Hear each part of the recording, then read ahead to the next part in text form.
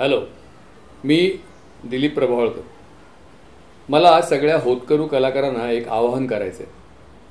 तुम्हाला तुमच्या जवळचे लोक खूप उत्तेजन देतात तुमच्या कलेसाठी.